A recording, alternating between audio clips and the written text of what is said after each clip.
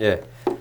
레위기 25장 39절에서 55절 끝내겠습니다. 레위기 25장 39절에서 55절인데 오늘 말씀은 희년의 법. 희년을 지금 3시간을 지금 하고 있습니다. 이 39절부터 55절까지 말씀은 사람에 관한 겁니다. 예. 이제 집에 관한 것, 땅에 관한 것, 집에 관한 것 그런 거 했죠. 그리고 오늘은 사람에 관한 것. 한마디로 종에 관한 규정이죠. 종에 관한 규정. 사람이 먹고 살기 힘들면 제일 먼저 돈을 다 처분하고 돈 떨어지면 다음 땅을 팔고 땅까지 없으면 집을 팔고 집까지 팔고 나면 뭐하죠? 사람 살긴 살아야 될 거 아니에요. 그럼 이제 이스라엘의 복지제도가 뭐냐? 그럼 이스라엘의 사회 안전망이 뭐냐? 그게 정부에서라면 정부에서 이 가난한 자들에게 뭐 월 1,000불이든 2,000불이든 또 아니면 푸스탬불 주고 뭐 이렇게 이스라엘의 복지제도가 그럼 미국의 아니면 서구 유럽의 복지제도만 못하냐? 그럼 이걸 어떻게 할 것이냐? 이 가난하게 된 자들을. 이 가난하게 됐다 해도 다 출애굽한 사람들이고 출애굽한 후의 백성들이고 하나님의 백성인가는 변치 않, 가난해졌다고 뭐 하나님의 백성이 졸지에 뭐 타국이 되는 건 아니란 말이죠. 어차피 아무리 가난하고 병들어도 심지어 뭐 나병에 걸려도 하나님의 백성인 건 사실이잖아요. 그럼 이거는 어떻게 할 것인가? 여기에 대한 거예요. 아주 중요한 내용이죠. 희년의 법이다. 희년의 법, 사람에 관한 것인데, 좀 우리가 말씀을 읽을 때나 볼 때 좀 깊이 있게 볼 수 있기를 바랍니다. 저도 마찬가지고, 우리 교회 성도들이나 우리 말씀을 듣는 모든 혼들이 이 구약을 읽든 신약을 읽든 마찬가지인데, 그냥 말씀을 뜨문뜨문 대충 읽는 게 아니라, 이 말씀 속에서 그 하나님을 보는 그 깊이 있게 말씀을 볼 수 있기를 바라요. 자, 기도하고, 이 말씀에 기름 부으시도록 기도하고 시작합시다. 위대하게 거룩한 주 하나님, 이 시간 사람을 아끼시고 하나님 자기 자녀들, 자기 백성들, 자기 종들을 보살피고 공급하시고 지키시는 하나님을 감사합니다. 그 주의 은혜를 아버지 성경 어디에서나 볼 수 있는데 특별히 율법에 기록된 하나님의 사랑과 긍휼과 또 율법이 더 중대한 것인 그런 하나님의 그 성품들을 봅니다. 전능하신 주 하나님, 우리가 이런 것들을 성경을 통해서 발견하고 주님의 은혜에 감격하고 또 그 은혜를 깨달아 알고 믿음으로 말미암아 저희가 이 현실에서 이 일상생활에서 그런 주님의 공급하심, 주님께서 지키심 그런 것들을 잘 배워 알고 아버지는 체험하기를 간구합니다. 주의 선하심을 맛보아 알게 하시기를 원하옵고 특별히 아버지 하나님 이런 어려움에 처했을 때 더욱더 이 믿음이 아버지 발휘되도록 도와주시옵소서. 하나님 하나님 특별히 이 말씀을 듣고 공부한 혼들에게 복을 더하여 주셔서 말씀을 알지 못한 혼들과 완전한 그 차이와 차별이 있기를 간구합니다. 감사드리며 주의 성기도합니다. 아멘. 예. 오늘 공부할 본문은 희년의 법 중에서 이제 말씀드린 대로 사람들에 관한 것 또는 종의 법 이렇게 말하는데 우리 사람들이 가나안 땅에서 빚으로 팔리거나 종이 되었을 때 희년이 오면 그들을 어떻게 할 것인가에 관한 규례입니다. 땅과 집을 물리는 것은 했고요. 남자나 여자가 종이 될 경우에 아니면 그 집 집안이 전체가 종이 될 경우에 그 사람은 영원히 종이나 노예로 되는 것이 아닙니다. 신분은 세습되는 게 아니에요.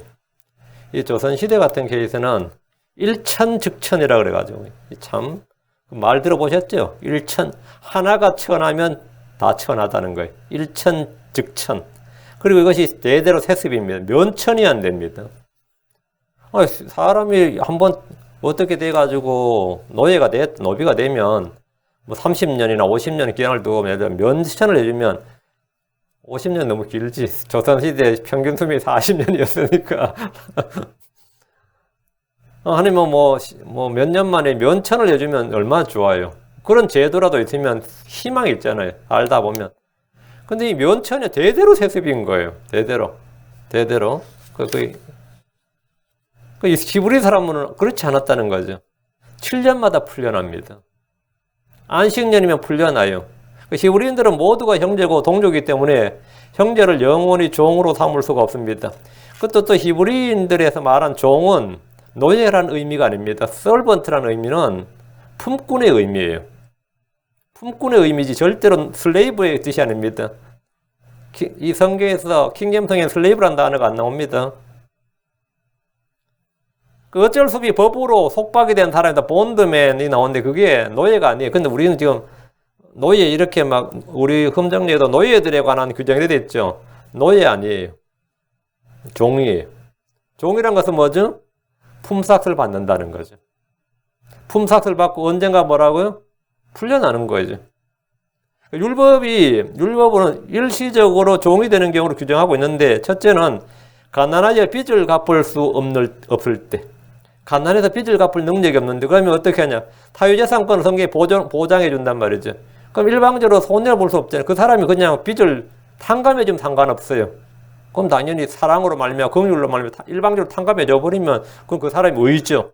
그러나 하나님께서 어쨌든 성경은 사유재산을 보장해 주기 때문에 네가 일방적으로 돈을 빌리고 나서 안 갚아버리고 뱉죄라 그런다 보면 안 된단 말이죠. 그러면 일을 해서 갚아야 돼. 일을 해서 갚는 게 뭐라고요? 그게 종의 제도입니다. 품꾼이란 말이죠. 레위기 25장 39절에 내 옆에 가는 내 형제가 가난하게 되어 내게 팔리거든. 가난하게 되어 내게 팔리거든. 가난해서 빚을 갚을 능력이 없을 때, 이런 경우는 강제로 노예처럼 섬기게 하지는 말고 품꾼, 종으로 삼아야 됩니다. 같은 동족에 팔릴 수도 있고 타국인에 팔릴 수도 있는데, 이런 경우 그의 형제나 친족이 그를 속량할 수 있습니다. 둘째, 남의 물건을 훔쳤는데 이 배상이 몇 배로 배상해줘라 이런 거 있죠. 그 배상 능력이 없을 때 그런 종이 됩니다.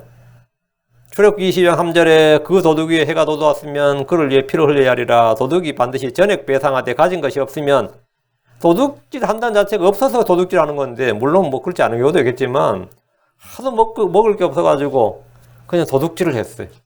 그럼 반드시 전액 배상하라는데 없어서 도둑질을 했는데 어떻게 배상을 하냐고요. 그럼 자기 몸을 팔아 그 도둑질한 것을 배상할 것이니라. 예, 자기 몸을 팔아 그 도둑질한 것을 배상할 것이니라. 몸으로 때워라. 그럼 뭐지? 일을 해라 한 말이죠. 그 집 가서 그럼 노동력을 제공하라. 이거지.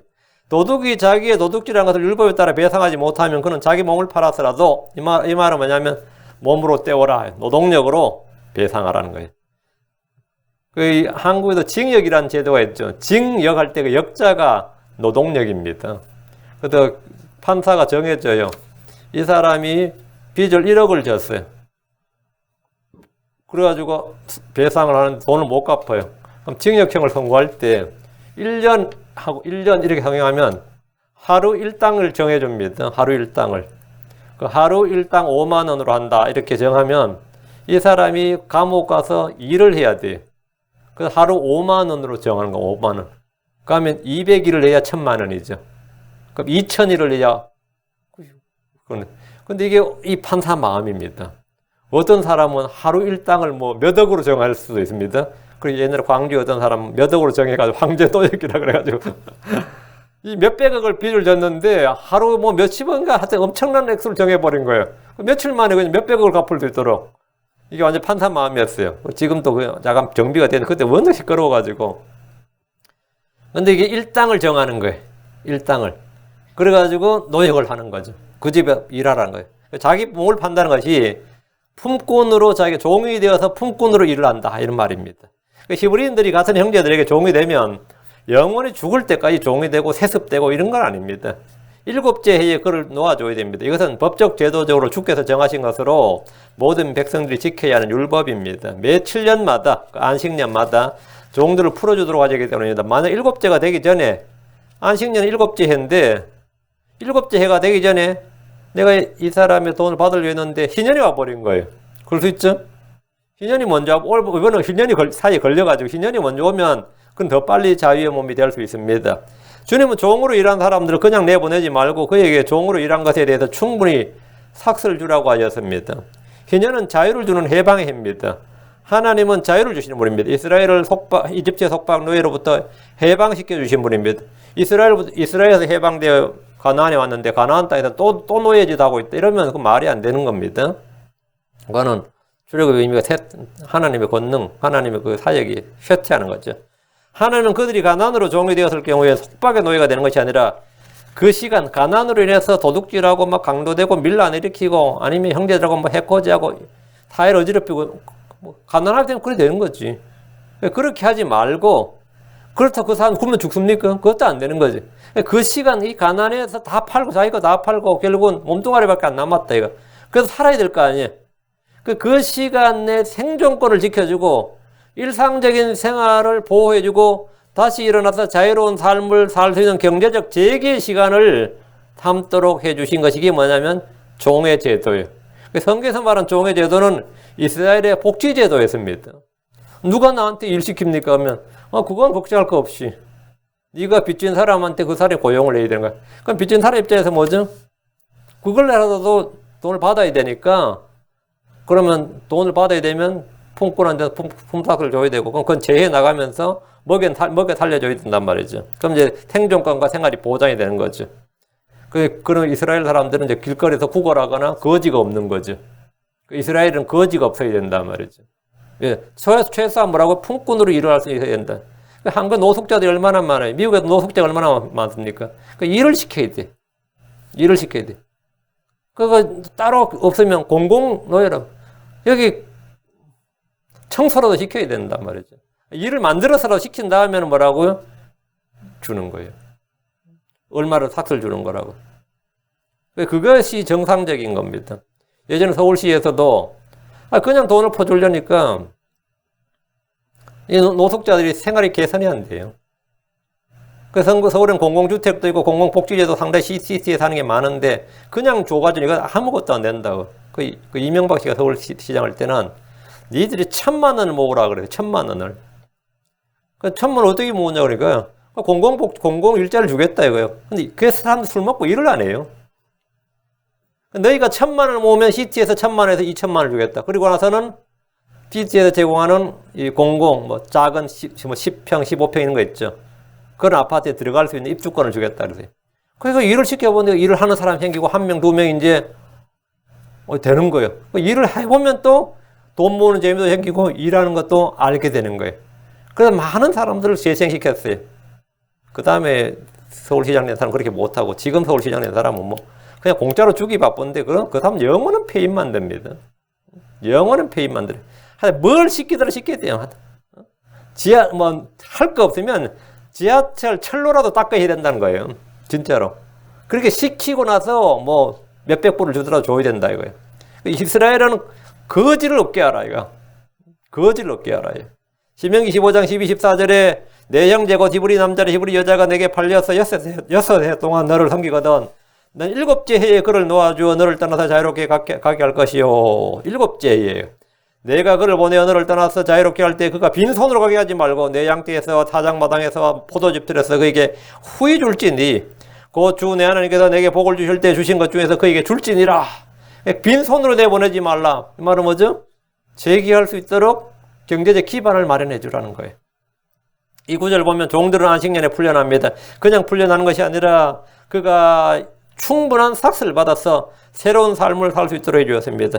이스라엘의 종의 제도는 고대 봉건 국가들의 노예 제도와는 근본적으로 차이가 있습니다. 이집트에서 노예 생활과 속박을 경험했던 이스라엘은 율법을 통해서 형제들을 사랑으로 대하고 긍휼을 베풀도록 하셨습니다. 가난으로 빚으로 도둑질한 것을 배상하지 못해 종이 되었다고 해서 그를 압제하고 학대하고 짐승처럼 대해서는 안 됩니다. 그건 하나님이 금하신 겁니다. 종은 품꾼의 하나로 여겨야 됩니다.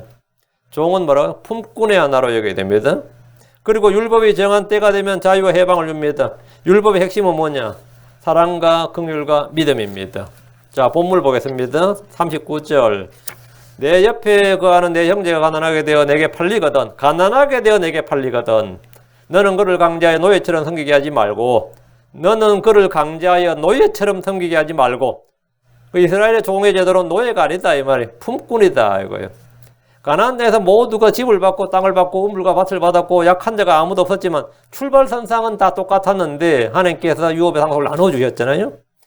근데 세월이 지나면서 가난한 자도 생기고 부자도 생겼습니다. 부자는 점점 더 부자가 되고 가난한 자는 점점 더 가난되고 이런 사회적 모순이 있나 이게 자본주의의 폐해다 별별 소리 다 하겠지만 그거는 사람이 사실상은 어쩔 수 없습니다. 돈을 모으는 재주가 있는 사람이 있고 불의의 사고를 당하는 사람이 있고 아픈 사람이 있을 수도 있고 그렇죠. 돈 쓸 때가 생기고 하면은 부자가 되고 가난한 자가 생기고 그렇습니다. 옆에 가는 형제가 가난하게 되면 일단 무이자로 돈을 빌려줍니다. 처음에 가난하게 되면 처음에 할 수 있는 사람 할 일이 뭐죠? 돈을 먼저 빌리지 뭐. 그거 갚겠다고. 근데 돈을 빌려보면 알겠지만 이게 잘 못 갚아요. 그러면 땅을 팔게 되고 그걸 갚아야 됩니다. 다음 집을 팔게 되고 그렇죠? 돈을 갚을 수가 없을 정도로 가난하게 되면 당연히 이제 땅을 팔게 되고 집을 팔게 되고 집을 팔게 되면 농경국가에서 땅 팔고 집 팔면 뭐 있어요? 없지 뭐. 살 수가 없는 거죠. 이스라엘에서 자기 땅이나 집이 없으면 거지가 되거나 아니면 남의 것을 훔치거나 빼앗는 강도가 될 수밖에 없습니다. 이건 구조적인 문제죠. 이런 사람이 점점 많아지면 사회 불만 세력이 커지고 밀란이 일어날 수도 있습니다. 사람 먹고 살기 힘들면 무슨 짓이든 마다하지 않습니다. 물론 부자들이 가난한 자를 구제하는 것, 돕는 것도 있지만 거기에는 한계가 있습니다. 이스라엘의 복지제도, 사회 안전망 중에 하나가 안식년과 희년제도입니다. 그 안식년과 희년제도는 아주 기가 막힌 거였어요. 그리고 가난하게 되었을 때 집도 팔고 땅도 팔아먹고 살기도 어려운 지경에 이르렀을 때 자기를 파는 거예요. 품꾼이 되는 거라면 나를 품꾼 중에 하나로 여겨주소서. 종이 되는 겁니다. 자신이 누군가에게 종으로 팔린다는 것은 좀 비참한 일이긴 하지만 성경에서 말하는 종으로 팔리는 것은 노예제도를 지지하거나 신분제도를 합리화하는 것이 아닙니다. 성경에서 내 옆에 가는 내 형제가 가난하게 되어 내게 팔리거든, 이 말은 성경의 복지제도고 가난을 구제하는 겁니다. 그리고 그에게 재기의 발판을 마련하고 생활을 할 수 있게 해주고 자살하지 않게 아니면 도둑질이나 강도짓 하지 않게 해주는 하나님이 정하신, 그리고 합법적으로 뭐라고요? 자기의 빚을 갚아나가는, 아주 당당한 거죠. 일을 해서 노동을 해서 빚을 갚아나가는 아주 좋은 제도지. 이런 말 하면 안 되나? 아주 이건 하나님의 법이 이스라엘 땅에 하나님 주신 법이라고. 이스라엘 땅에 하나님 주신 법이라고. 응?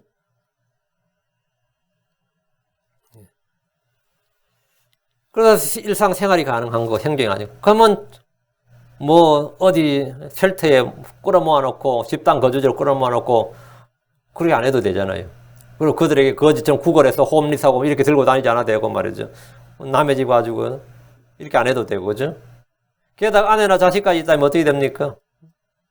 사실 이게 완전히 돈이 하나도 없으면 살 수가 없단 말이죠. 어떻게든 안정적인 수입을 올릴 수 있는 일을 구해야 되는데 그것이 바로 종이 되는 겁니다. 사지 멀쩡하면 일하라 이거예요. 하나님 이집트의 속박에서 해방된 이스라엘이 가나안 땅에서 자기 형제들에게 종이 되는 것을 허락하신 것은 그들의 생명을 보존하기 위한 겁니다. 종이 되지 않으면 살 수 없을 정도로 가난한 자들은 부자들에게 자신을 팔아서 종이 되는 것이 그들의 생명과 삶을 위한 것이었고 다시 일어날 수 있는 기회를 제공받는 것이었습니다. 주님은 가난하게 되어서 팔린 자기 형제들을 강제하여 노예처럼 섬기게 하지 말라고 하셨습니다. 이는 품꾼의 하나로 여기고 품삯을 지불하도록 하게 한 겁니다.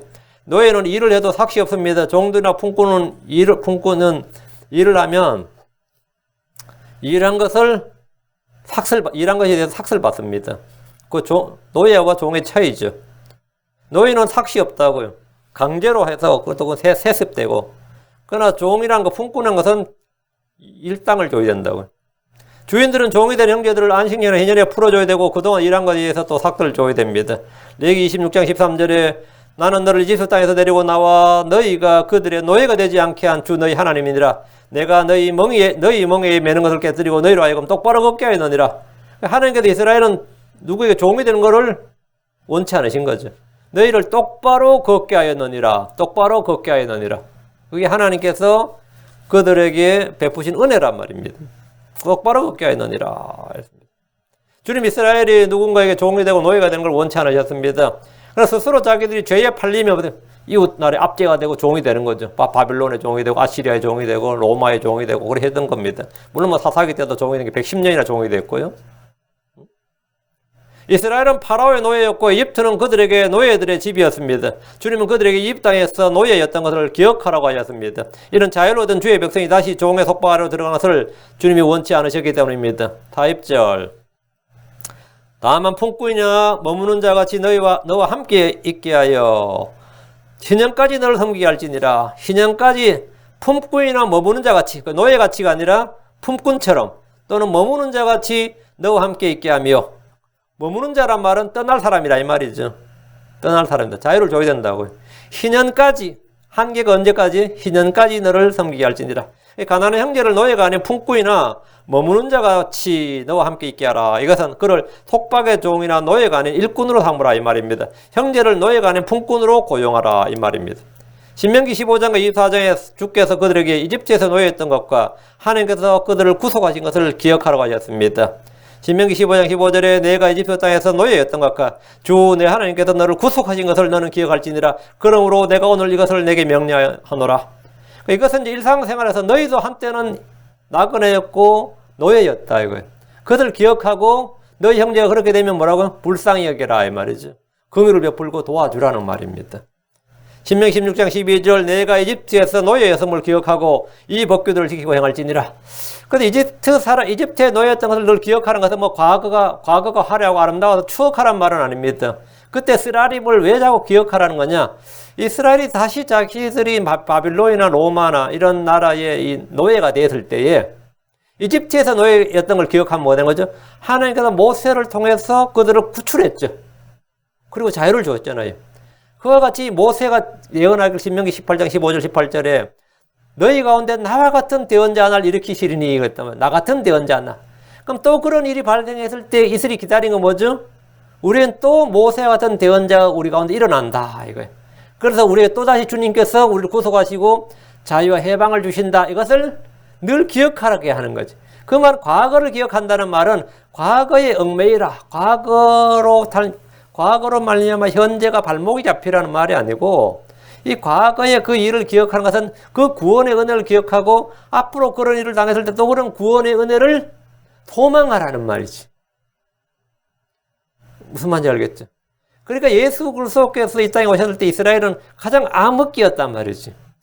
로마의 식민지로서 아주 암흑기였는데 그들은 뭘 바랐겠어요? 그러면 모세와 같은 대언자가 일어나는 걸 바라는 거예요. 당연히.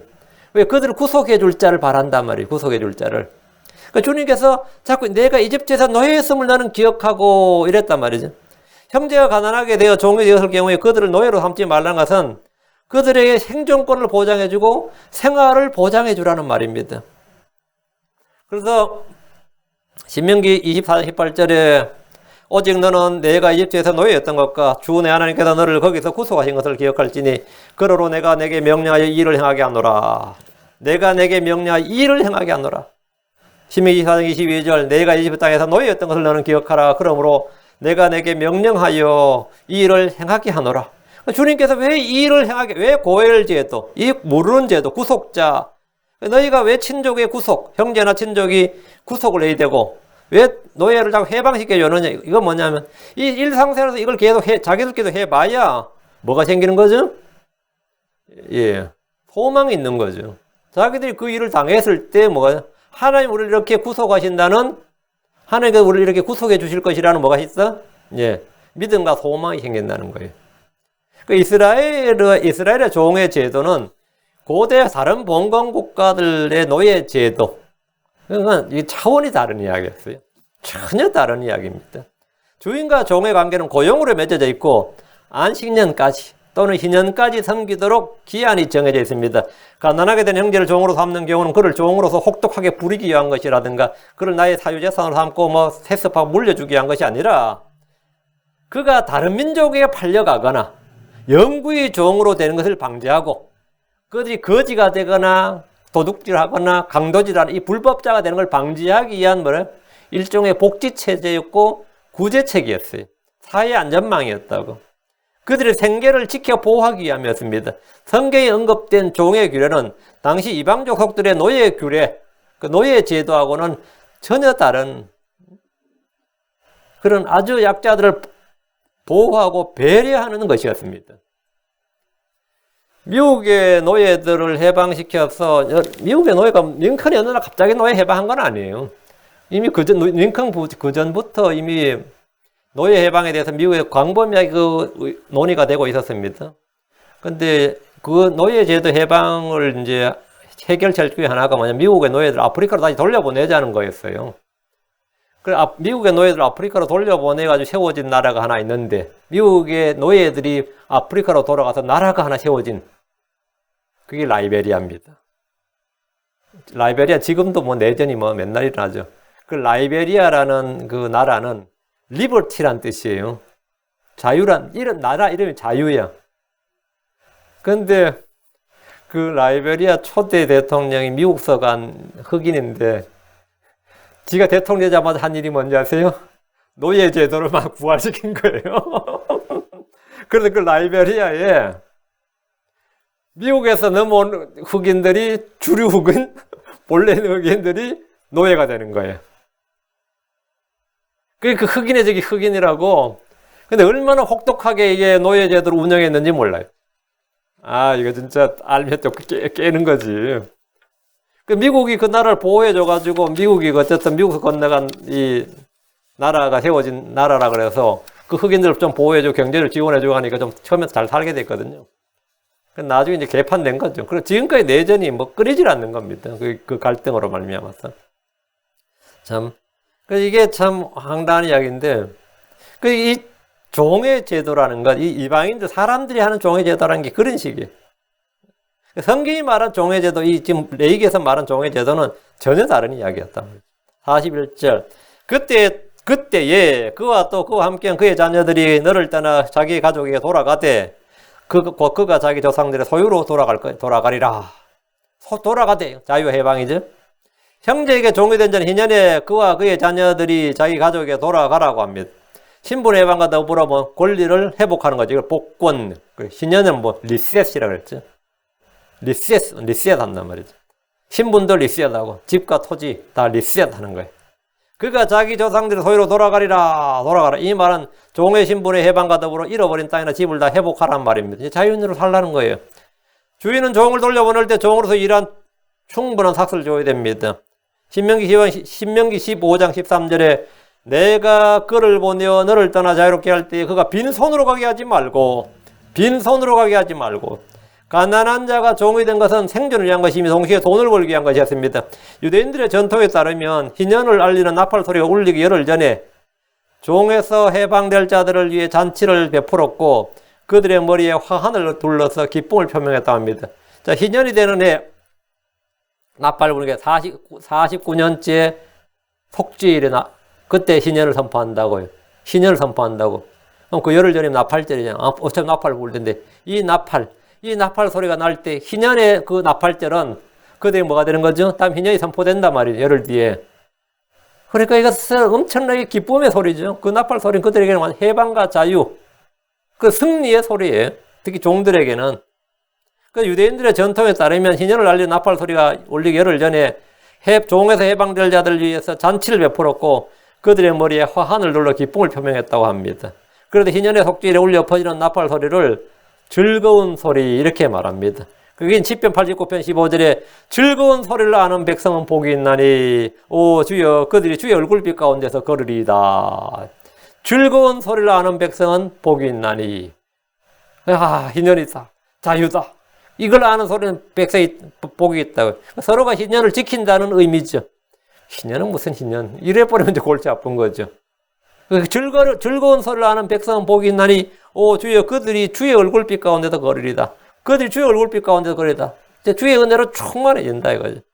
하나님 우리에게 자유를 주셨습니다. 주님은 죄의 종된 우리를 구속하시고 자유를 주셨습니다. 갈라디아서 5장 1절에 그리스도께서 자유로 우리를 자유롭게 하셨으니 그러므로 그 자유 안에서 굳게 서고 다시 속박의 멍에를 매지 말라.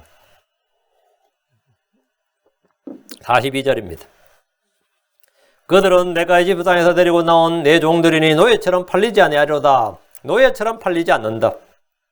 히브리인들은 가난해서 종이 되든 빚으로 종이 되든 도둑질 한 거 배상 못해서 종이 되든 간에 그들은 내 종들이다 이거. 그거는 변하지 않는다 이거.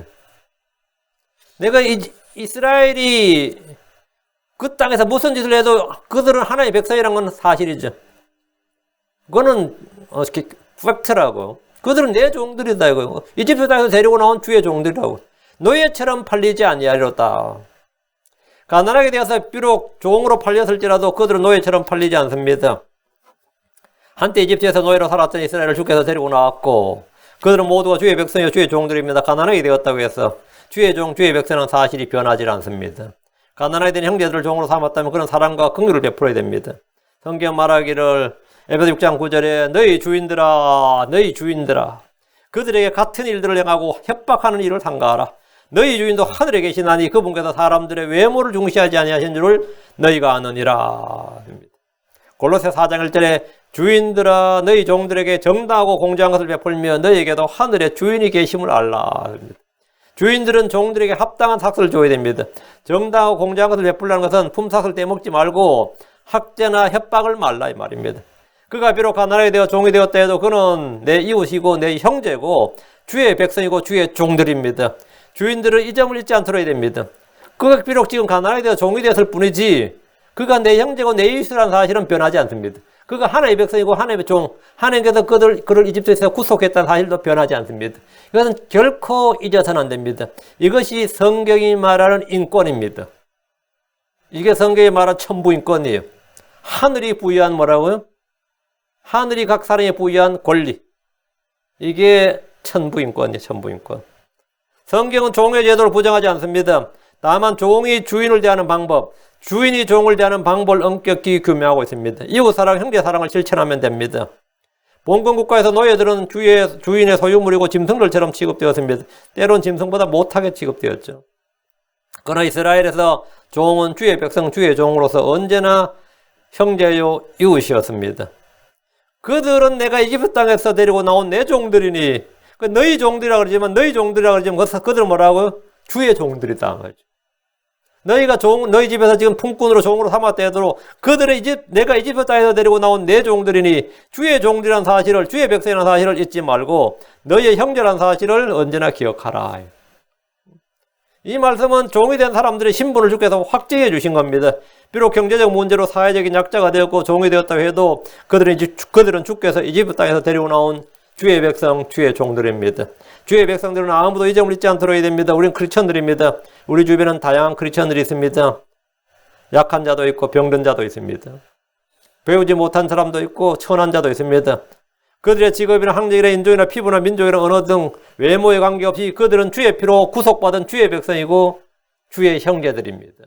우리의 형제고 우리의 이웃입니다. 크리스천들은 모두 주의 종들입니다. 주께서 우리를 어떻게 대하시는가를 생각해 보시고 우리에게도 위에 계신 주인, 우리에게도 주가 있다. 이걸 잊지 말라. 43절입니다. 너는 그를 엄하게 다스리지 말고 오직 내 하나님을 두려워할지니라. 너는 그를 엄하게 다스리지 말라. 이것은 종이 된 형제들, 이웃들에 관한 말씀입니다. 엄하게 다스리지 말라는 것은 종이 된 형제를 압제하거나 학대하거나 부당하게 대하지 말라는 겁니다. 종주제예요. 종된 놈이 이렇게 하지 말고 어디나 형제로서 이웃으로 대하라 이거예요. 종인데 돼. 그게 이 종제도 또 똑똑한 청지기가 되는 거죠. 이거는 그렇게 된 거예요. 주인은 후견인이 되는 거예요. 이스라엘에서 종이란 건 성경에서 말하는 종이란 그런 겁니다. 정당하고 공평하게 삭슬 주고 하늘에 주인이 계심을 알라는 겁니다. 오직 내 하나님을 두려워할지니라 했죠. 너는 그걸 엄하게 다스리지 말고 오직 내 하나님을 두려워할지니라. 내 하나님을 두려워할지니라.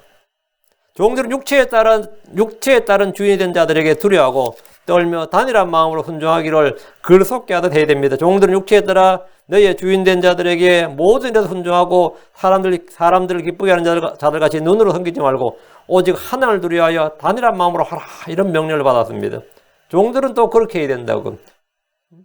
니나 내나 같다 이러면서 맘먹으면 안 되고 주인을 주를 섬기듯이 두려움과 떨림으로. 주를 두려워하는 것은 주인들이나 종들이나 마찬가지다. 주인도 종을 대할 때 주를 두려워야 되고 종도 주인을 대할 때 주를 두려워야 된다. 주를 두려워야 되는 건 똑같다 이거예요. 신약 성경은 종들이 자기 주인을 어떻게 해야 되는지 반복해서 가르칩니다. 디모데전서 6장 1절에 멍에 아래 있는 종들은 다 자기 주인들을 모든 종격을 받기 합당한 자로 여길지니 이것은 하나님의 이름과 그분의 교리가 모독을 받지 않게 하려 함이니라. 사도 바울은 종들, 멍에 아래 있는 종들은 이렇게 종들이 해야 될 일을 계속 말하고 있으니까 이 말은 뭐냐예요. 노예 해방, 종들의 해방, 신분제도 혁파를 말한 건 아니었던 거죠. 구약이나 신약이나 종에 대해서는 인정을 합니다. 종을 어떻게 대해야 되느냐의 문제였죠. 디도서 2장 9절 종들에게 권면하여 자기 주인들에게 순종하게 하며 모든 일에서 그들을 매우 기쁘게 하고 말대꾸하지 말게 하며 종들아, 종들에게 권면해. 종들에게 권면하라고. 베전서 2장 18절도 말하기를 종들아 모든 두려움으로 너희 주인들에게 복종하되 선하고 부드러운 자들에게 뿐만 아니라 까다로운 자들에게도 그리하라.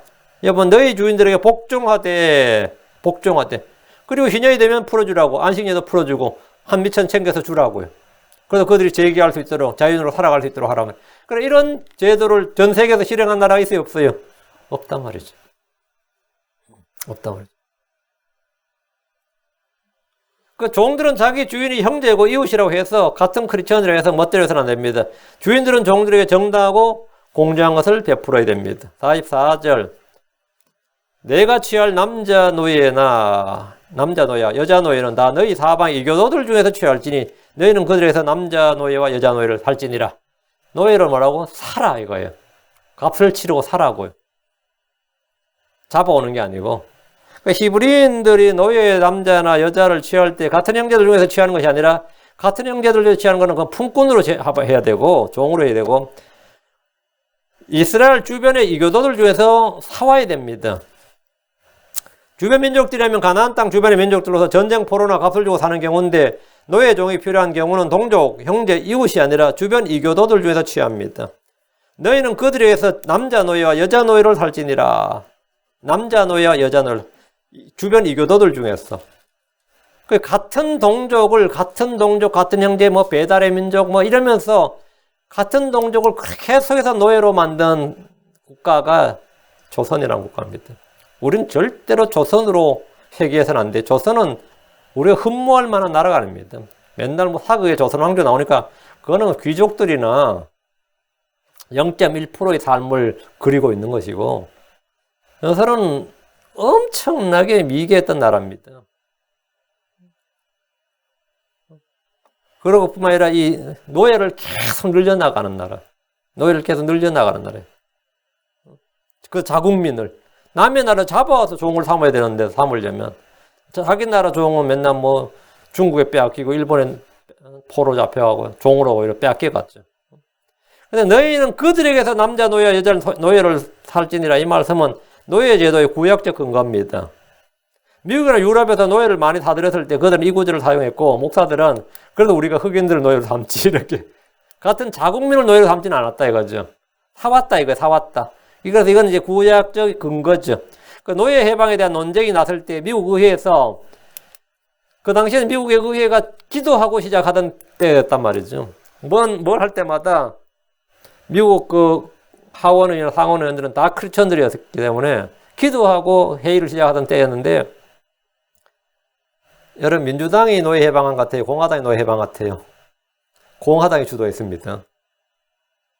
그런데 지금 흑인들은 다 민주당을 지지하지.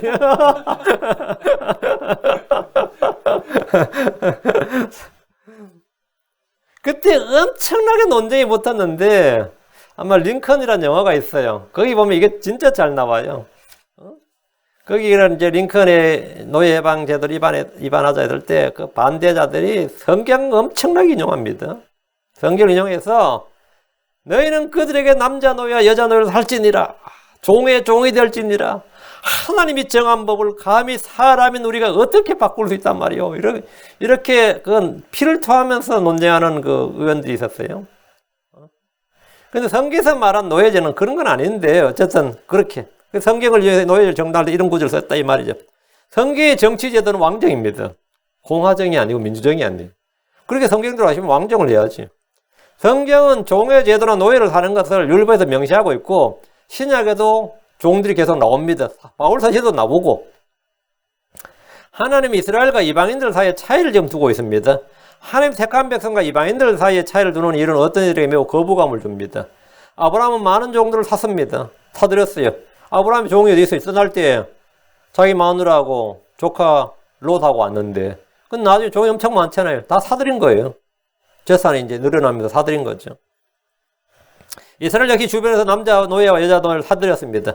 하나님 이스라엘 민족들의 머리로 삼으셨고 이방 민족들을 정복하고 다스리도록 하셨습니다.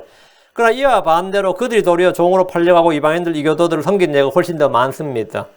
이스라엘이 머리가 되는지 꼬리가 되는지는 아니면 주인이 되는지 속박의 종이 되는지는 전적으로 주의 법에 순종하고 지키는지 그렇지 않는지에 달려 있습니다. 전 세계 대부분의 나라들에서 자기 민족을 종이나 노예로 삼는 일을 잘 없습니다. 그런 일은 잘 없어요. 뭐 아프리카에 그런 일이 많다니 아프리카는 마을마다가 한 부족이 있기 때문에 이웃 마을은 자기 동족으로 안 본 겁니다. 그래서 정복을 하면 이웃 마을을 뭐 초토화시켜 정복하면 노예를 팔고 그렇게 한 건 있는데 일반적으로 로마서도 로마 시민권자가 되면 그건 노예가 안 돼요. 로마 시민권자만 딱 돼버린 사람은 노예가 안 된다고. 자국민을 노예로 삼는다는 건 이거는 상상이 좀 어려운 일이에요. 자국민을 노예로 삼는다는. 특별히 뭐 역적의 죄를 지었다든가 뭐 무슨 그런 뭐 큰 뭐 죄수라든가 이것도 모르는데 일반적으로 그렇습니다. 전 세계의 어떤 나라, 어떤 민족도 자기 민족을, 자기 백성, 자기 형제들을 종이나 노예로 삼는 일 없고, 삼았다 하더라도 면천의 제도가 보통 있습니다. 그 얼마 동안 하고는 그냥 면천. 근데 한국의 조선시대는 주변 민족들이 아니라 자기 나라 사람을 종으로 삼고, 자기 나라 사람을 자기가 크게 억압을 하는. 그래서 한국에 이제 한글을 만들어서 모든 죄가 면제된 이제 세종대왕이라는 사람이 있는데, 그 사람 이제 한글 안 만들었으면 아무것도 아닙니다. 한글 만들어서 지금 한국에서 자랑스러운 왕으로 지금 하지만, 근데 이 조선의 모든 선비들은 세종을 성군으로 칭송하기를 후대 몇백 년간 세종을 성군으로 칭송하는 글들을 많이 지었는데 양반들에게 너무 좋은 군주였던 거죠. 백성들에게 너무 나쁜 군주였어요. 세종이 만든 법이 그 노비종모법 일천즉천이라는 겁니다. 노비종모법이란 거는 노비는 엄마를 따라간다는 거예요. 노비종부법을 하자 그랬는데 노비종부법을 했으면 아빠를 따라가면 점점점 노비는 줄어들고 뭐가 되죠? 예, 양민이 늘어나는 거죠. 노비종모법을 해버리니까 일천즉천이라니까 둘 중에 하나. 이건 뭐 계속 늘어나는 거죠. 그러니까 양반들 입장에서는 뭐 너무 좋은 제도를 마련해 주신 우리 성군, 조선의 성군 세종대왕 이래 된 거예요. 그 사람이 진짜 한글 만든 것들은 면제부가 되는 거지. 한글 안 했으면 이런 그 어떤 놈들이 성질남 나한테도 이씨 쌍놈 자식 하는 거 보면 나도 쌍놈이었나 봐. 조상이 쌍놈이었나 봐. 저 양반 놈 자식 이러진 않거든 나보고 아무도. 그럼 나도 저 쌍놈 자식 한다면 그건 뭐죠? 다 쌍놈이었다고. 다 쌍놈이었어요. 얼마나 늘어났겠어요. 근데 그런 악법들이 수없이 많이 입법이 된 게 대부분 다 세종대왕 때입니다. 뭐 수령을 고소할 수 없다든지 종이 주인을 고소하지 못하는 법. 그래 맞아 죽어도 고소를 못하는 거예요. 맞아 죽어도. 그래가지고 그때부터 죽었다는 거예요. 그전에는 고소를 했어요. 막 학대를 하면 고소를 한다고.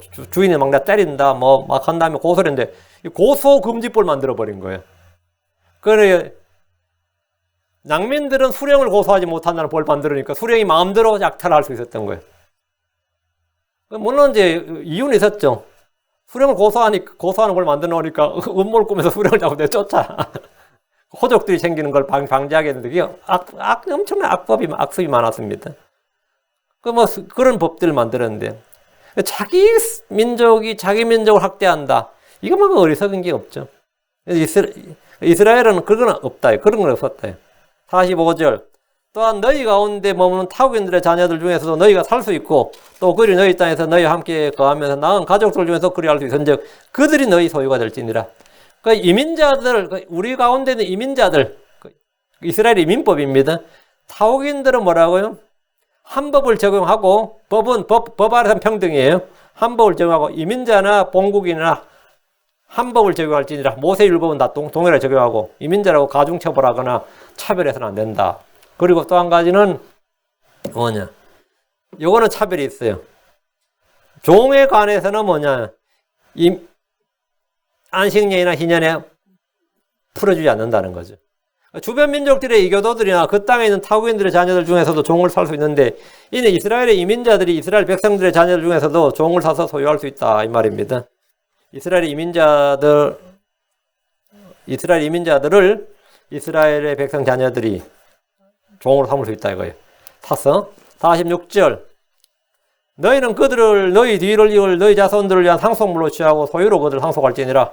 그들은 영원토록 너희 노예가 될 것이나 너희 형제 이스라엘 자손은 너희가 서로 엄하게 다스리지 말지니라. 지금 타국인, 이방인, 이교도 그리고 너희 형제 이스라엘 자손 이건 완전히 딱 구분하고 있죠. 너희 형제 이스라엘 자손은 너희가 서로 엄하게 다스리지 말지니라. 이렇게 노예로 삼지 말라고요. 그러니까 주변의 이교도들이나 자국 내의 타국인들을 종으로 삼는 방법은 첫째 돈을 지불하고 사는 거죠. 이게 가장 합당한 방법이고, 둘째는 전쟁포로를 종으로 삼는 겁니다. 그들은 영원토록 노예가 될 것이나, 이 말은 이스라엘의 종이 된 이교도들, 타국인들은 안식년이나 희년에 풀려나지 않습니다. 이들은 노예 신분부터 벗어나지 못했고 소유물로 상속되었습니다. 이것은 성경에 미리 약속된 겁니다. 창세기 21장 29절에 백성들이 너를 섬기고 민족들이 내게 절하리니, 이 말이 뭐예요?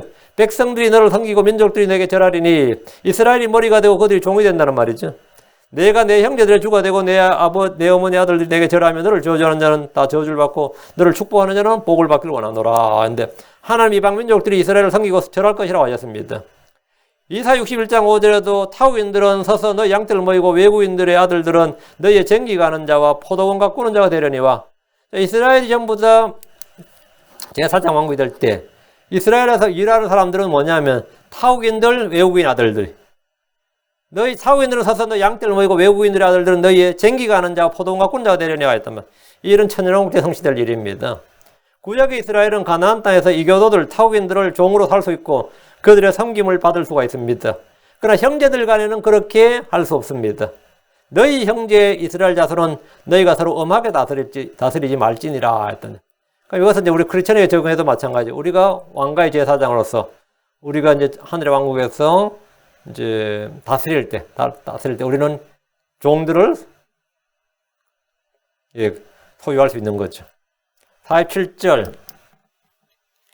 내 옆에 머무는 자나 타국인은 부유하게 되고 그 옆에 가는 내 형제는 가난하게 되어 내 옆에 머무는 자나 타국인에게나 혹은 타국인의 가족의 가문에 팔리면, 그 히브리인이 자기들의 그 이민자 타국인들을 사는 게 아니고 반대로 타국인들이 지금 부자가 되고 이스라엘 사람을 오히려 가난하게 되어서 사는 거예요. 종으로 삼는 거예요. 역전인데 이런 일도 있을 수 있겠죠. 그 이스라엘 안에 살고 있는 외국인으로서 어떤 자들은 부자가 되었단 말이죠. 이들은 땅을 상속받지 못했기 때문에 주로 상업에 종사를 했고 부유한 자들이 많았습니다. 상업에 종사하니까 현찰이 바로 들어오는 거죠. 농사 짓는 건 다르단 말이죠. 상업에 종사하니까 부유한 자들이 많았어요. 부유한 자들이. 덕분에 이들은 종으로 팔리는 것이 아니라 도리어 부유하게 되어서 이스라엘 사람들을 종으로 삼는 경우가 흔히 있었습니다. 가난한 히브리인이 부유한 타국인에게 팔리는 경우가 있습니다. 주변 나라들은 뭐 전쟁에서 팔린다 치지만 그게 아니라 그냥 돈으로. 48절. 팔린 뒤에 그를 다시 속량할 수 있나니 그의 형제들 중에 하나가 그를 속량할 것이니라. 타국인에게 팔린다는 것은 이스라엘 사람은 상당히 수치예요. 그런데 그러면 그의 형제들 중에 하나가 뭐라고요? 그를 속량할 것이니라. 히브리인이 타국인의 종이 된 경우에 그의 형제들 중에 하나가 그를 속량해야 됩니다. 형제들, 가까운 친족들에게 고엘의 의무를 지운 겁니다. 뭐냐? 리딤을, 구속의 의무를 지운 거예요. 그리고 만약 속량이 불가능한 경우는 희년의 자동으로 종에서 벗어납니다. 49절. 그의 삼촌의 아들이 그를 속량하거나 그의 가족 중에서 그에게 가까운 친족은 누구든지 그를 속량할 것이며 또는 그가 능력이 있으면 자기를 속량하되, 고엘의 의무, 구속의 의무를 행할 사람은 형제들 중에 하나, 삼촌의 아들, 그의 가족 중에서 그에 가까운 친족은 누구나 그를 속량할 수 있습니다. 히브리인들은 외국인, 그 이방인, 타국인, 이교도에게 팔리는 경우를 매우 수치스럽게 여겨서 반드시 구속하는 것을 원칙으로 삼았습니다. 만약 가족이나 친족들 중에서 아무도 속량할 능력이 없으면 이스라엘은 공공기금을 들여서라도 반드시 구속해야 하는 걸 원칙으로 삼았습니다. 이건 에스라서, 느헤미야서 이게 나오죠. 거기 사는 사람들에게 이스라엘 사람이 돌아와서 거기 사는 사람들이 터줏대감 노릇하고 있단 말이죠. 느헤미야한테 돌아와 보니까. 그리고 이스라엘 사람도 가난하고 그게 막 팔리는 거예요. 레위 사람도 팔려. 그것을 구속해야 된다 이거 이렇게 해서는 안 된다 이거예요. 우리가 오히려 우리 땅에 와가지고 우리가 지금 종되면 안 된다 이거죠. 그런데 이제 이때는 반드시 구속하는 걸 원칙으로 삼아서 이스라엘 사람이 그 땅에 있는 이방인들에게 종이 되는 걸 막았습니다. 50절에 보면 자기를 산 자와 함께 자기가 그에게 팔린 해로부터 희년까지를 세어 그 횟수에 따라 자기의 파는 값을 정할 것이요 그와 함께하는 품꾼의 기간에 따라 그것을 정할 것이니라. 히브리인이 그 땅의 사위인에 자기를 팔린 경우에 속량할 때 몸값을 계산하는 건데 땅값을 계산하는 것과 마찬가지, 집값이나 땅값 계산과 마찬가지로 몸값 역시 희년을 기준으로 책정을 합니다. 노예 상태에서 속량할 때 치를 구속의 몸값은 이방인을 섬긴 날수에 해당하는 금액을 제외하고 나머지 금액만 지불하면 됩니다. 히브리인은 노예가 아니라 품꾼으로서 고용된다 이 말입니다. 51절. 만일 남은 횟수가 많으면 그건 횟수대로 자기가 팔린 값에서 자기를 속량하는 값을 그 사람에게 도로 주고, 그 희년을 기준으로 만 횟수가 많이 남아있으면 지불해야 될 금액이 달라집니다. 자기가 팔린 값에서 자기를 속량하는 값은 희년을 기준으로 연차 가격으로 그 값을 책정합니다. 이것은 땅이나 가옥이나 레이의 집에서도 동일하게 적용이 됩니다. 52절. 만일 희년까지 남은 횟수가 적으면 그는 그 사람과 함께 있어요. 자기 횟수대로 자기를 속량하는 값을 그 사람에게 도로 줄 것이며, 그 희년까지 남은 횟수가 적으면 종으로 일해서 갚을 수 있는 액수가 적어지겠죠. 예를 들어서 7년 품삯의 빚이 있는데 희년이 3년밖에 안 남았어요. 그럼 4년의 속량 값을 그 사람에게 줘야 된다 이 말입니다. 이거는 사유재산의 보장을 해준 거죠. 53절. 그 사람은 그를 해마다 고용하는 품꾼같이 여길 것이요 내 눈앞에서 그를 엄하게 다스리지 못할지니라. 이 부분은 이스라엘의 타국인의 유대인들을 종으로 삼았을 경우에 그를 평생 종으로가 아니라 매년 연봉 계약을 하는 일꾼처럼 매년 계약이 갱신되는 거예요. 매년 연봉 계약을 하는 일꾼처럼 여기란 말입니다. 그를 해마다 고용하는 품꾼같이 여길 것이요. 이 말씀은 영구히 예속되는 노예가 아니라 1년씩 일하는 고용직 품꾼으로 대하라는 겁니다.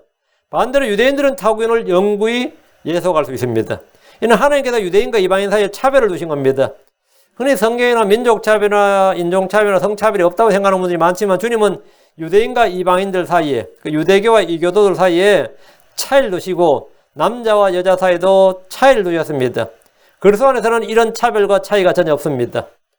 사도행전 15장 9절에 믿음으로 그들의 마음을 정결하게 하사, 그 이방인들의 마음을 정결하게 하사, 우리와 그들 사이에, 그 유대인들과 이방인들 사이에 아무 차별도 두지 아니하셨느니라.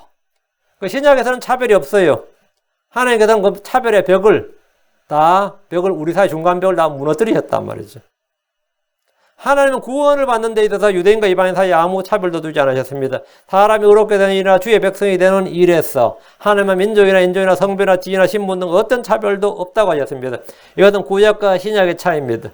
로마 3장 22절에 그것은 곧 예수 그리스도의 믿음으로 말미암아 모든 자에게 미치고 믿는 모든 자에 임하는 하나님의 의니 거기에는 차별이 없느니라. 거기에는 차별이 없느니라.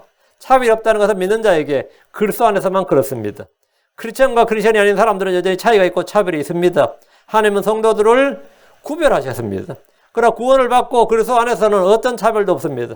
로마서 10장 12절 이는 유대인과 그리스인 사이에 유대인, 그리스인 하면 헬라인 뭐죠? 이방인 말이에요. 이는 유대인과 그리스인 사이에 차별이 없기 때문이라 모든 사람 위에 계신 같은 주께서 자신을 부르는 모든 사람에게 부유하시나니 주님은 모든 사람에게 부유하시다. 차별이 없다. 하나님은 사람을 외모로 취하지 않습니다.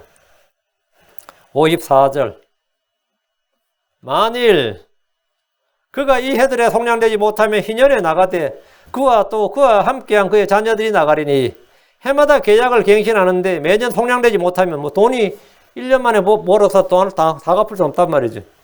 그러니까 속량되지 못하면 희년까지 기다리는 거죠. 그 희년에 나가야 됩니다. 희년은 자유와 해방, 회복의 시간입니다. 희년은 구원과 구속의 해입니다. 희년은 우리 주 예수님께서 모든 인류를 속량하는 분이심을 보여줍니다. 주께서 오셔서 우리를 대신해서 구속의 몸값을 지불하시고 우리를 사셔서 자유와 해방을 주시는 것을 보여준 것이 희년입니다. 그럼 유대인들의 종이 된 사람, 아브라함의 종이 된 사람은 어떨 것 같아요? 영구히 종이 되면 어때? 그거는 저주가 아닙니다. 아브라함의 종이 된 사람들은 그날 아브라함이 값을 주고 산 사람들 있죠. 아브라함 종이 된 사람들은 아브라함이 할례를 받은 그날 다 같이 할례를 받았습니다. 그 말은 뭐죠? 언약의 백성이 됐다 이 말이에요. 그럼 이스라엘 집에서 영구히 종이 되면 안 돌아가고 이스라엘 집에서 영구히 종이 됐다 이 말은 뭐죠? 이스라엘의 구속자가 왔을 때 뭐가 되는 거죠? 함께 구속되는 거예요. 그 하나님께서 왜 이스라엘 사람들에게 이스라엘 사람들 타국인을 아니면 이교도들을 영구히 종으로 삼느냐? 그들이 뭐라고? 너와 내 집이 구원을 받으려 할 때 그 집이 함께 구원받게 하기 위해서. 그 아브라함이 할례를 받을 때 그의 그 집에 속한 모든 종들이 다 뭘 받았다? 구속을 받았다. 할례를 받았다고. 바로 그거예요. 그 희년이라는 게 뭐냐? 하나님께서 이방인들의 구속도 염두에 두고 있었던 거죠. 이방인들의 구속을 염두에 두고 있었던 거예요.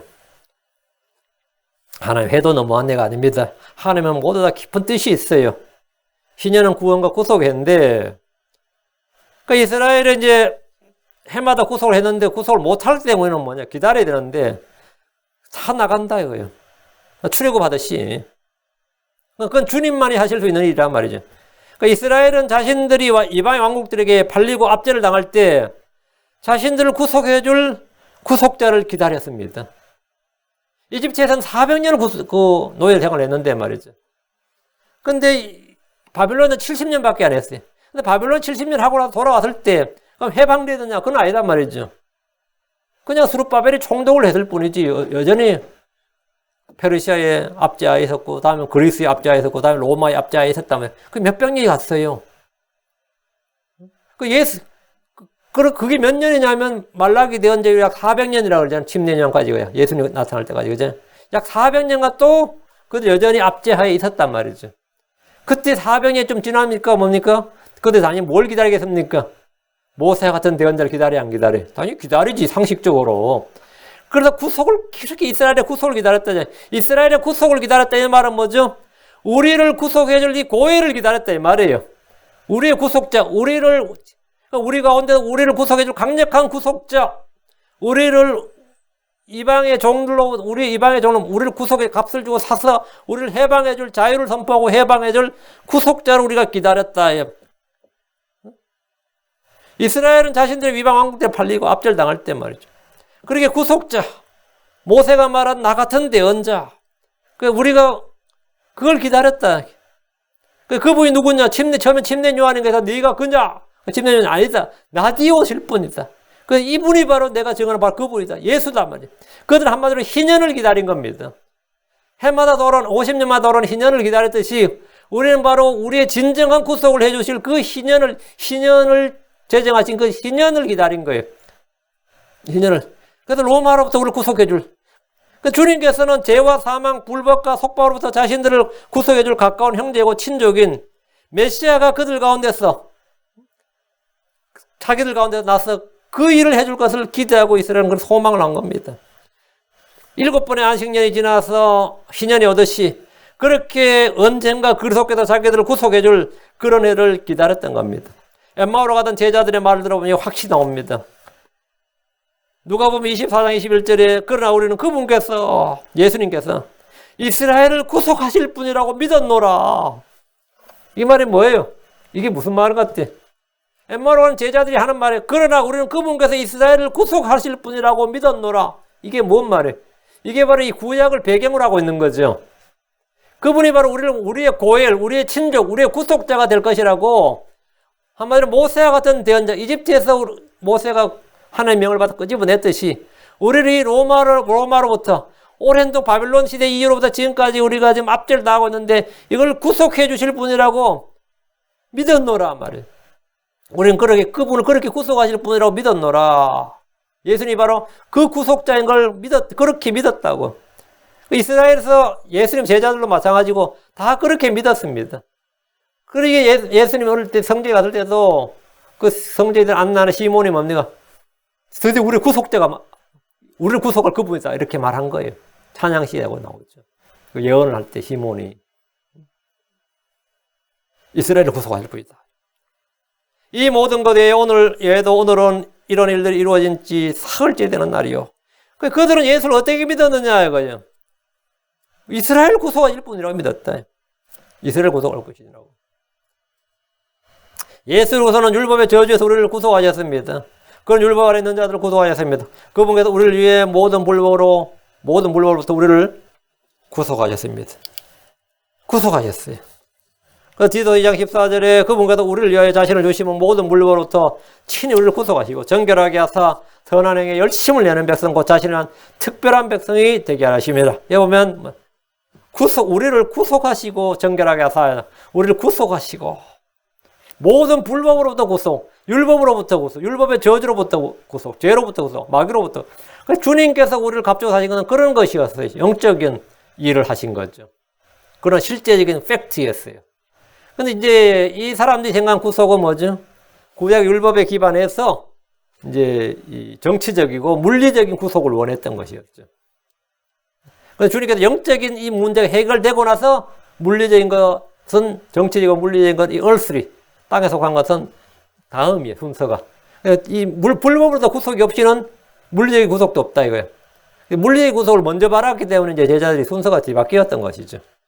예수님은 첫 상속 언약 아래 있던 범법들을 구속하시려고 죽으셨습니다. 히브리서 9장 15절에 이런 까닭에 그분께서 새 상속 언약의 중재자이시니 이것은 첫 상속 언약 아래 있던 범법들을 구속하시려고 죽으심으로써 부르심을 받은 자들이 영원한 상속 유업을 받게 하라 하십니다. 주님께서 그들이 왜 사람이 되오신지 알겠죠? 하나님이 구속하는 게 아니라면요. 구속자는 누가 된다고요? 가장 가까운 형제, 친족이에요. 그리고 이스라엘에서 태어나야 그 뭐가 되는 거죠? 그들이 형제가 되는 거 아니에요. 그 유다 지파, 그 다윗의 아들로 나서서 그들이 형제로서 이스라엘을 구속하는 거란 말이지. 그래서 주님께서 하나님께서 사람이 되신 거예요. 그 구속자의 자격이 주어진 거란 말이죠. 자격이 주어진 거죠. 그 주님께서 그들을 구속하시려고 죽으셨다. 그래, 구속하셨지. 구속하셨죠. 이거 이제 신약의 율법을 잘 이해하면 신약 성경을 이해하는데도 훨씬 더 클리어하고 명료하죠. 훨씬 더. 예.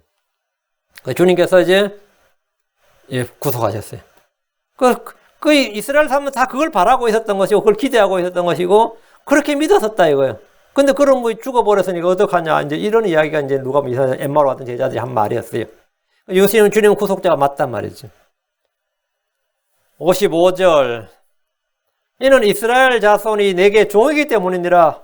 그들은 내가 이집트 땅에서 데리고 나온 내 종이요 나는 주 너희 하나님이니라.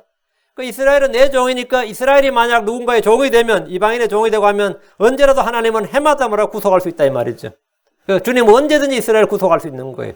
그들 스스로 자신들을 통량할 힘이 없으니까. 하나님께서 이스라엘 자손과 타국인들을 구별하시고 차를 두신 것은 이스라엘 자손이 주의 종이기 때문입니다. 그들은 택함받은 하나님의 백성입니다. 하나님께서 그들을 이집트 땅에서 데리고 나오셨습니다. 주님 이스라엘의 신분과 지위를 그들은 내 종이요 나는 주 너희 하나님이니라 이렇게 확정하셨습니다. 하나님의 백성이 교도들 이방인들의 종이 되거나 압제당하는 것은 부당한 일이고, 설령 그렇게 되었다 하더라도 주님 어떻게 하신다? 그들을 값을 주고 사신다 이거예요. 그들을 구속해 주신다 이거예요. 이스라엘이 스스로 속량할 수가 없고 그들을 속량해 줄 형제나 친족이 아무도 없다면 주께서 친히 그들 가운데서 나셔서 그들을 속량할 구속자가 되어주실 것을 약속하셨습니다. 이집트에서 데리고 나오셨듯이 주님은 그들을 다시 한번 속량하시고 이 세상 모든 민족들의 머리가 되게 하신 겁니다. 이것이 희년의 법을 통해 보여준 하나님의 은혜입니다. 희년을 통해서 하나님께서 희년의 법을 통해서 구속의 법을 보여주셨다. 그 이제 진정한 궁극적인 구속은 결국은 뭐냐? 그들에게 아무런 구속자가 없을 때 하나님께서 그들을 이스라엘을 구속해 주신다. 그분이 바로 주 예수 그리스도시다. 그분이 그들을 형제로 오셔서 친족이 되셔서 가까운 친족이 되셔서 강력한 친족이 되셔서 그들을 모든 압제로부터 해방해 주시고 자유를 주시고 복권해 주신다. 이거 그들에게 리셋해 준다. 그들이 가졌어야 마땅히 하나님이 주신 복. 크리스천들에게는 뭐냐?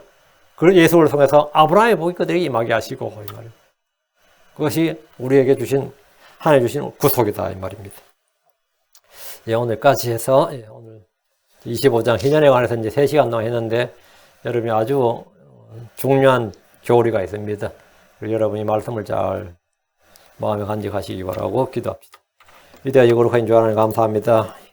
희년을 통해서 참으로 우리의 그 율법의 본체가 되시는 아버지 또 그 형상 그 자체가 되시는 예수 그리스도를 또 계시해 주시고 조명해 주시고 알게 해주심을 감사합니다. 주님께서 우리의 구원자가 되시고 구속자시고 우리를 모든 불법으로부터 모든 범법으로부터 또 율법의 저주로부터 마귀로부터 어떤 죄의 종된 또 노예가 된 그런 우리가 어떻게 할 수가 없는 아무도 우리를 속량해 줄 수 없는 그때에 주님께서 친히 이 땅에 사람으로 오셔서 우리의 친족이 되시고 우리의 형제가 되시고 친구라 부르기를 부끄러워하지 않으시고 형제라 부르기를 부끄러워하지 않으시고 우리를 구속해 주심을 인해 감사합니다. 주님께서 저희를 사랑해 주심을 감사하고 긍휼을 베풀어 주심을 감사합니다. 우리를 영원한 종으로 남겨두지 아니하시고 주님께서 친히 건져내셔서 우리를 하나님의 영광스러운 자유에 이르도록 하나님의 종 하나님의 아들로 삼아주심을 감사합니다. 사랑 아버지 하나님 이 은혜를 저희가 입었을진데 저희가 아버지 하나님 낭망하거나 땅에 불안해하거나 불평하거나 또 아버지 하나님 저희가 정신없는 자같이 살지 아니하고 정말 이 땅에서 무엇으로 초조하거나 두려워하지 아니하고 오직 한 분 주님을 신뢰하고 주님을 우러러보고 주님만을 두려워하는 그런 종들이 되도록 인도해 주시옵소서. 하나님 하나님, 참으로 어려운 때에 놓여 있고 많은 크리스천들이 아버지 주를 두려워하기보다 이 세상을 두려워하고 사람들을 두려워하고 장래 일들을 두려워하고 또 질병을 두려워하고 이런 것들을 볼 때 참으로 이 믿음 없는 이 종들아 참 주님의 이 꾸짖음을 들을 수밖에 없는 상태에 있습니다. 아버지 저희 믿음을 더 강건하게 하시고 자라나게 해주셨어. 아버지 저희가 아무것도 두려워하지 않고 불안해하지 않고 낙심하지 않게 하옵시고 오직 주만을 신실하게 신뢰하는 오히려 마음의 기쁨과 즐거움과 평안이 넘치게 하시고 오히려 감사가 있게 하여 주시옵소서. 저희는 어느 때나 하나님께 감사의 생물, 찬양의 생물을 드리기를 원합니다. 감사드리며 주의 성기도합니다.